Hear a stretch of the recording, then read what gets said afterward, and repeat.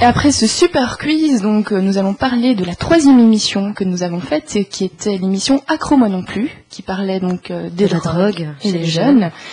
Et donc vous allez pouvoir écouter cet extrait maintenant. Et durant l'émission, il y avait Mark van der Kamen qui est directeur. Qui est, s'il vous plaît? Attention. Ah oui, attention. Attends. Directeur général du CRIOC. Et si vous voulez une explication du CRIOC, vous allez sur Internet.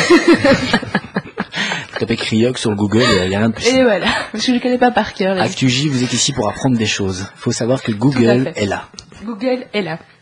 Et donc, voilà, et puis évidemment, un groupe de jeunes, sinon l'émission n'a pas lieu d'être. Voilà. Écoutez ça maintenant, donc voilà. Bonne écoute. Un vrai merci. Un vrai merci. ActuJ, les jeunes, à vous la parole. Un ou deux blocus. Seulement, on s'est dit, pourquoi pas se prendre une bonne cuite pour oublier tout ça. Écoute, et prendre une petite pilule qui ferait de nous des superwomen du syllabus. Et en partant donc de cette super réflexion, on a décidé d'orienter le sujet d'aujourd'hui sur les drogues, comprenant l'alcool et convenant l'alcool donc dans les drogues, et on a découvert en fait qu'il y avait une étude du CRIOC, donc CRIOC, Centre de recherche et d'information des organisations de consommateurs, que plus d'un jeune sur 4 âgé de 12 à 17 ans déclare avoir déjà utilisé du cannabis, un jeune sur 4 a déjà pris des médicaments comme des calmants ou des stimulants, une ou plusieurs fois, et 5% ont déjà utilisé de la cocaïne, de l'ecstasy, des solvants ou des hallucinogènes. Mais alors pourquoi ces jeunes consomment-ils de la drogue? Et on a observé que c'était de plus en plus tôt. On va essayer de savoir pourquoi plus tôt, dans quel contexte. Alors, sont-ils conscients des effets néfastes? Et la prévention est-elle suffisante pour contrer tout ça? Et alors, donc, ce soir, ActuJ tente de répondre à ces questions et d'informer les jeunes face aux conséquences dangereuses de ces substances. Ben, on va commencer le débat. Voilà. Alors, mais il faut savoir. Donc, l'émission sera donc divisée en deux parties. Donc, la première comprendra, donc, on parlera des drogues, donc lesquelles, dans quel contexte, pourquoi et pourquoi plus tôt. Et la seconde partie, on va plus se concentrer sur les dangers, les conséquences, la prévention, donc, qui a été insuffisante, comme on a dit, et alors le rôle de la famille dans tout ça. Vu que les jeunes, ils sont pas encore tous autonomes, il y a la famille qui a un rôle important. Alors voilà, donc nous avons en studio avec nous Zoé, Nino et Valérie pour représenter les jeunes. Mais Valérie nous présentera aussi une amie assez particulière tout à l'heure, donc n'oubliez pas ça. Et alors, notre spécialiste de ce soir est Mark van der Kamen, qui est directeur général au CRIOC et chef éditeur, je peux le dire, du dossier jeunes et drogue. Voilà, alors on va commencer directement avec les différentes sortes de drogues. Pardon. Il faut savoir qu'il existe un très grand nombre de drogues qui sont pour l'une ou l'autre plus ou moins fortes. Alors on a par exemple les produits que l'on prend pour une meilleure prestation intellectuelle, donc c'est ce qu'on voulait faire Béné et moi pour les examens. Pour une meilleure prestation aussi sportive, alors il y en a aussi qui prennent des médicaments contre la fatigue, etc. Mais donc ces substances sont à prendre avec précaution parce qu'elles peuvent avoir un effet d'accoutumance et c'est là qu'il y a danger. Mais aujourd'hui, on va se pencher sur les drogues les plus consommées par la jeunesse, c'est-à-dire notamment le cannabis, le shit, l'alcool, qui est donc aussi une drogue, et mais aussi alors l'ecstasy et la cocaïne, qui sont en hausse dans la consommation. Alors voilà, Zoé et Nino et Val, est-ce que vous avez déjà utilisé du cannabis, consommé une drogue, et si oui, est-ce que c'est régulier ou occasionnel? Nino. Voilà, bonsoir.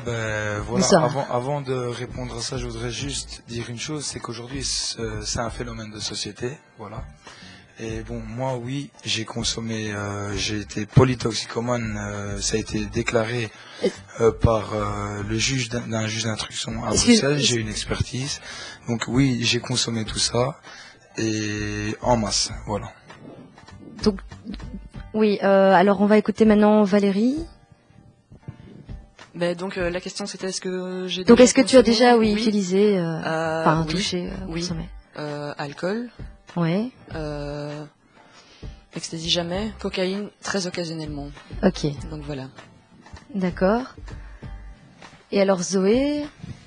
Oui, pareil, j'ai déjà consommé de tout ça. Enfin, donc oui, alcool assez jeune, cannabis aussi plutôt jeune, cocaïne un petit peu plus tard et ecstasy très Vraiment pas beaucoup, mais ça m'est arrivé aussi, ouais.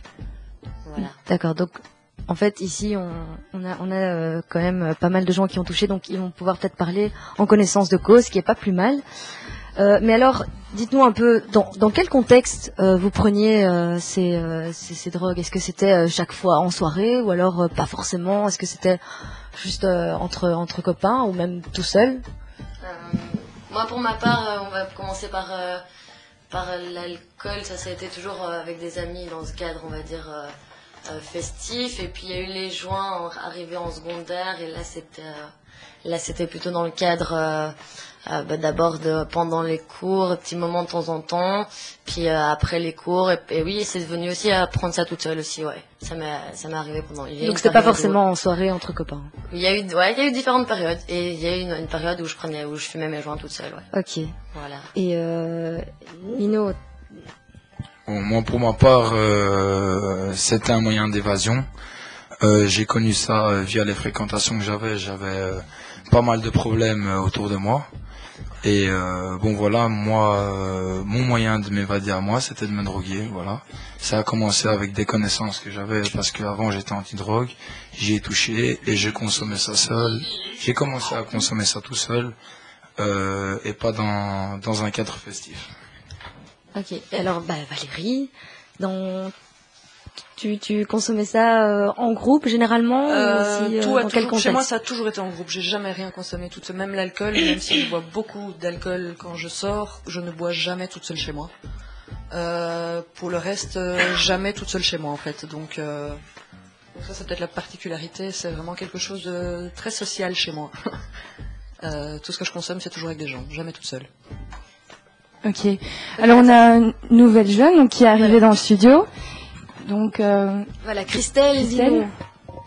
Moi, c'était juste pour dire que j'ai jamais consommé. Comme ça, on a différents avis. Exactement. Et pourquoi, ça t'attire pas Ouais, non, c'est pas un truc qui m'attire et voilà, quoi.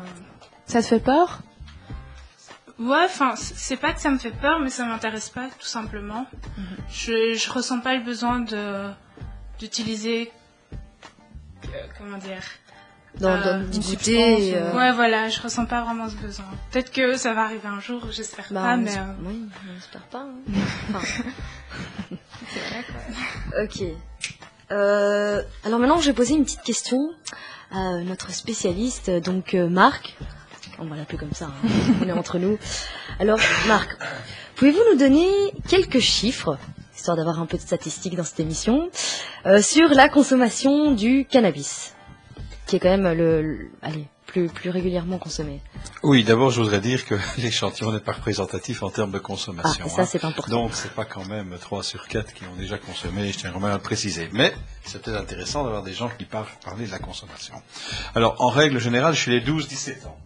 Donc, chez les 12-17 ans, il faut savoir que on a un jeune sur 3 qui a déjà essayé du cannabis. Déjà essayé, ça veut dire il a essayé au moins une fois. Ça ne veut pas dire qu'il consomme tout le temps. Et évidemment, quand on regarde entre 12 et 17 ans, il y a de grosses différences, puisque plus on est âgé, plus on a tendance à consommer. Mais non, le problème, c'est quel type de consommation, parce que s'il y a quelques années, c'était principalement, évidemment, sous forme de fumée, un joint. Aujourd'hui, on couvre encore d'autres consommations, on peut le trouver ajouté à la nourriture, des choses comme ça. C'est une autre approche. Si on regarde maintenant l'ecstasy, je dois dire que depuis quelques années, ça reste assez stable. Mais ce sont vraiment les plus grands, enfin les plus grands on peut dire, entre 15 et 17 ans, et dont on est aux alentours de 2%, ce qui est quand même assez important, mais on n'a pas d'augmentation. Ah, parce que c'est ça que je voulais vous poser comme question. C'est bon, les drogues, elles existent depuis très longtemps. Enfin, oui, c'est mais pas sauf nouveau. que si on regarde il y a 20 ans, l'ecstasy n'existait pas, par exemple. Hein. Il y avait d'autres drogues. Okay. Hein. Par contre, c'est la première fois qu'on a mesuré, aujourd'hui, des drogues qu'on ne faisait pas avant. Et on a voulu tester une série de drogues. Alors on a eu 2 approches. Il y a l'approche par rapport à l'objectif poursuivi, par exemple, pour pouvoir mieux réussir, pour avoir des performances plus importantes du point de vue intellectuel ou physique, donc du point de vue sportif. Et puis on a cité toute une série de drogues spécifiques. Là, disons que c'est relativement limité, heureusement, quoique déjà 1 sur 100, c'est déjà beaucoup.